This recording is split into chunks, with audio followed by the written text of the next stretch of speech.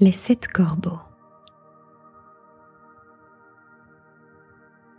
Un homme avait 7 fils et aucune fille, alors qu'il désirait vraiment en avoir une.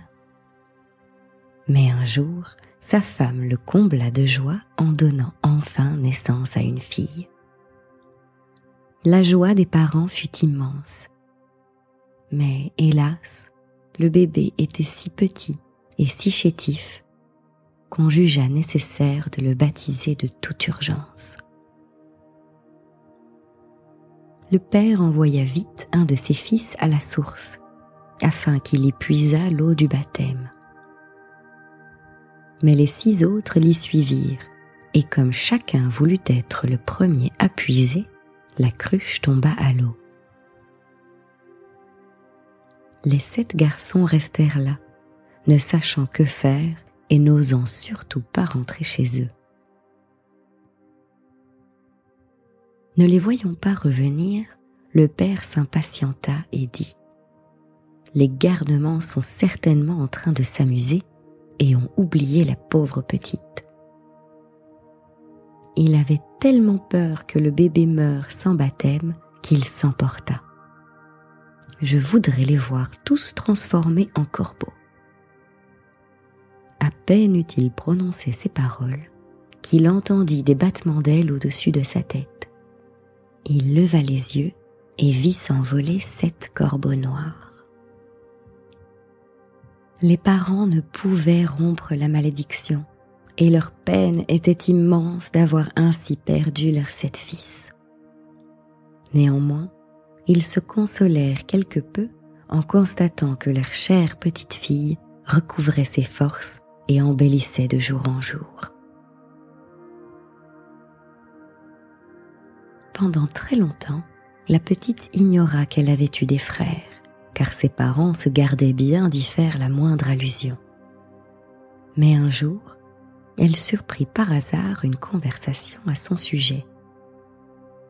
On disait qu'elle était bien jolie, mais qu'elle était tout de même responsable du malheur qui avait frappé ses 7 frères.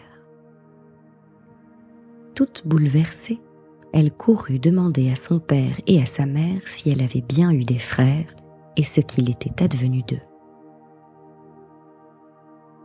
Ses parents ne purent garder le secret plus longtemps.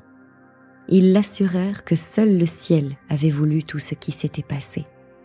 Sa naissance n'avait été que la cause indirecte de cette malédiction. Cependant, de jour en jour, la fillette se sentait davantage coupable et était persuadée qu'elle devait absolument délivrer ses frères. Elle ne connut ni trêve ni repos, jusqu'au jour où elle partit parcourir le vaste monde. Elle retrouverait ses frères, où qu'ils soient, et les délivrerait à n'importe quel prix. Elle n'emporta qu'une petite bague en souvenir de ses parents, une miche de pain contre la faim, un cruchon d'eau contre la soif et une petite chaise pour se reposer. Alors elle s'en alla loin, très loin, jusqu'au bout du monde. Elle s'approcha du soleil, mais il était brûlant, effrayant et mangeait les jeunes enfants. Elle s'enfuit à toutes jambes et courut vers la lune, mais celle-ci était glaciale, sinistre et méchante. Lorsqu'elle aperçut la fillette, elle dit : « Je sens l'odeur de la chair humaine. » La petite fille s'éloigna aussi vite qu'elle le put et arriva auprès des étoiles, qui l'accueillirent avec bonté.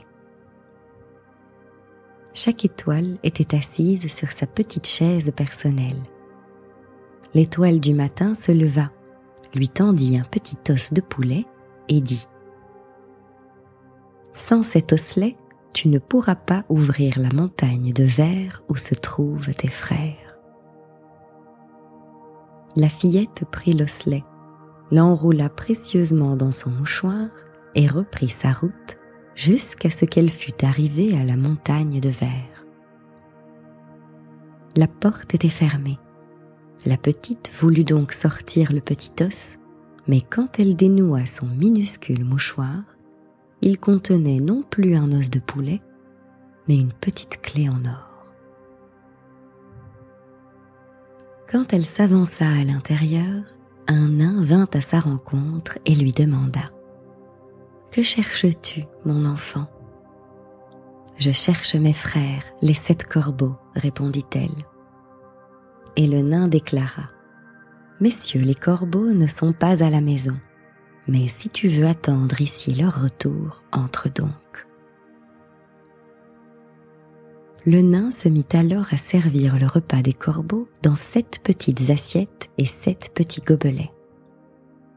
La petite sœur mangea une bouchée de chaque petite assiette et but une gorgée de chaque petit gobelet. Dans le dernier gobelet, elle laissa tomber la bague qu'elle avait emportée avec elle.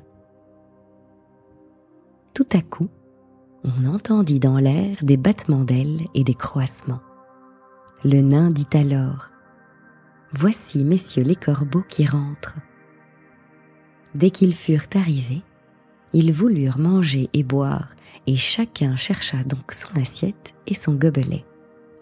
Tous, l'un après l'autre, s'étonnèrent.